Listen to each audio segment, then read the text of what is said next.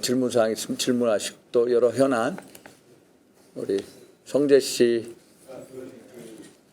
여당 의원들 방에서 네. 민주당 뭐 이런 비상행동 돌입에 대응해서 뭐 철야 농성이나 장외 집회하자 이런 얘기가 나와서 국민의힘도 해야 된다 이런 보도가 있다고 하는데 이게 좀 어떻게 생각하세요? 사실 어제 그저께부터 민주당은 비상의원총회를 매일 개최하고 아마 제가 보기에 3차례 하고요. 철야 농성도 합니다. 그래서 저하고 뜻을 같이 하는 의원분들께서 계속 우리도 뭐 농성이든 시위든 뭐 이것을 계속 하자라는 의견이 올라왔고요. 또 의총을 정식으로 요구를 했습니다.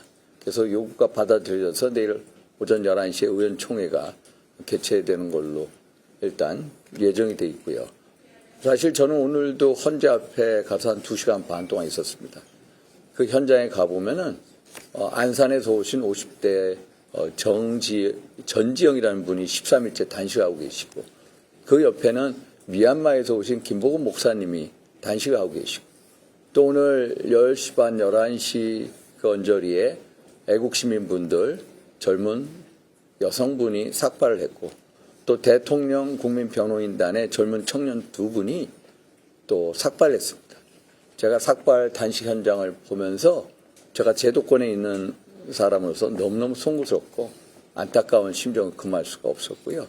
이분들의 어떤 용기 있는 결단, 결국 대통령을 살리고 대한민국 체제 수호를 위한 그분들의 용기 있는 결단이 결국은 헌법재판소에 대한 경고가 아니겠냐.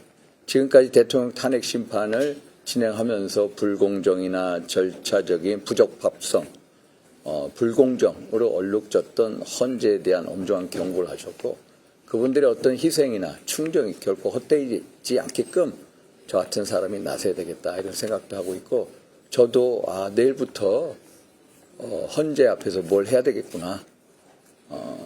사실 우리 탄핵 반대 당협위원장 분들이 2시간씩 오늘도 제가 현장에 가보니까 조광안 전 남양주인가요?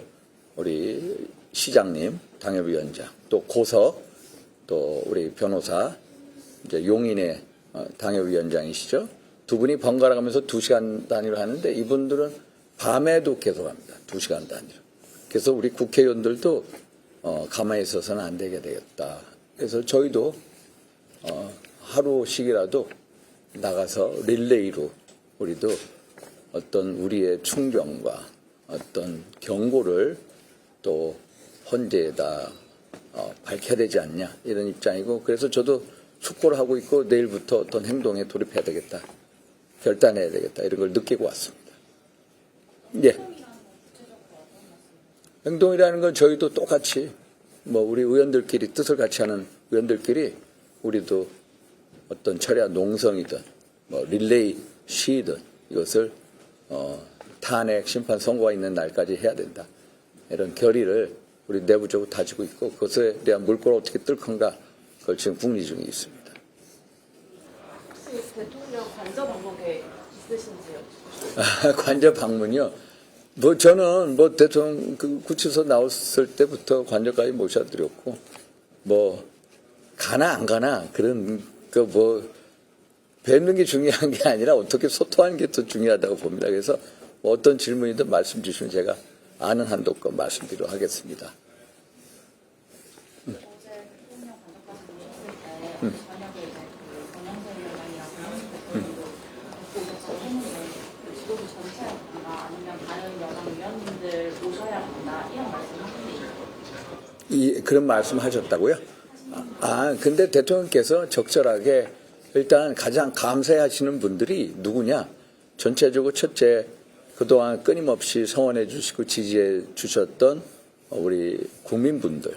또 둘째, 요번 그 말씀 중에는 미래 세대라고 했습니다만 청년 세대에 대해서 엄청난 감사함을 가지고 계시고 셋째로 우리 국민 의원들에 대해서 그런 고마움을 갖고 계십니다. 그래서 일단 당 대표자 되시는 두 분들한테 그런 어떤 감사의 마음을 전하기 위해서 만나신 걸로 알고 있고요.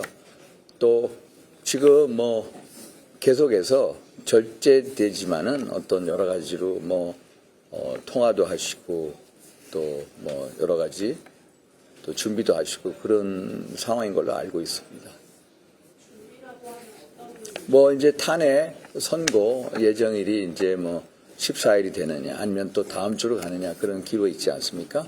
그래서 아직까지 뭐 어떤 메시지를 내야 되겠다 정해진 건 없고요. 그러나 선거 기일이 지정이 되고 어떤 당시 여론의 동향 또 언론의 어떤 움직임 등을 보고 입장 발표에 대해서 그때쯤이면은 어떻게 입장을 내실 건지 그때쯤에 윤곽이 나올 거다 이렇게 보고 있습니다. 우리 구 기자님 질문. 내일 위원들이 있는데 내일 취하는 위원들이랑 현재 앞에 나가가지고 지금 릴레이 음성을 하시냐고 말씀하셨는데 그래서 지금 현재 제가 생각 중에 있고요. 그래서 어떻게 이 문제를 우리의 충정 또 헌재 재판관 8분에 대해서 우리의 어떤 이 충정이나 또 우리의 어떤 이런 의사를 어떻게 표현할 수 있는가, 우리의 충정을 어떻게 당부드릴 수 있는가 이런 거에 대해서 저희가 숙고 중에 있다라는 말씀으로 대신하겠습니다. 근데 그게 구체화되면요, 우리 많이 참여할 겁니다. 우리도 엄청난 결기로 똘똘 뭉쳐 있다.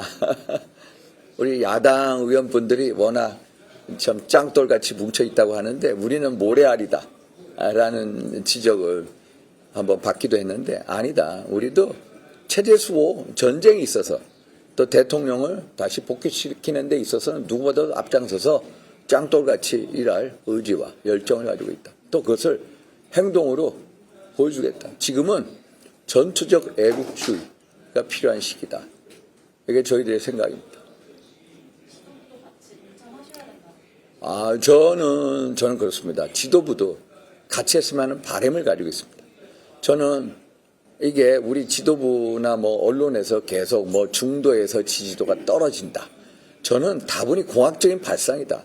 중도냐 보수냐 진보냐를 뛰어넘는 체제 수호 전쟁이 바로 지금 벌어지는 작금의 사태다.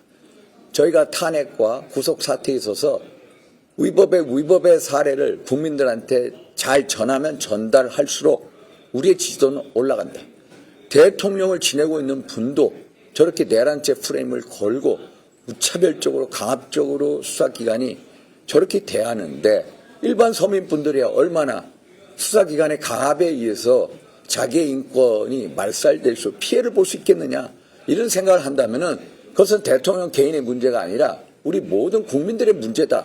이것을 대통령 개인의 문제로 치부하지 말고 모든 국민의 문제로 법적인 문제로 체제 수호의 문제로 전환시키는 게 우리 국회의원들의 역할 아니냐.